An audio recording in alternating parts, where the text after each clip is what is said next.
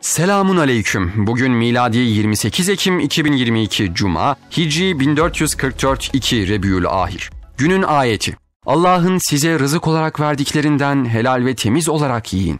Kendisine inanmakta olduğunuz Allah'tan korkup sakının. Maide 88. Günün hadisi. Dostunu severken ölçülü sev. Günün birinde düşmanın olabilir. Düşmanına da buğzunu ölçülü yap. Günün birinde dostun olabilir. Tirmizi. Tarihten haberdar olmak için tarihte bugün neler yaşandı hep birlikte bakalım. 1936. İlk Amerikan üniversitesi Harvard kuruldu. Harvard Üniversitesi ABD'de hala eğitim vermekte olan en eski yükseköğretim kurumudur. 1986. Çin Komünist Partisi ekonomik durumu düzeltmek amacıyla serbest girişime ve rekabete izin verileceğini açıkladı.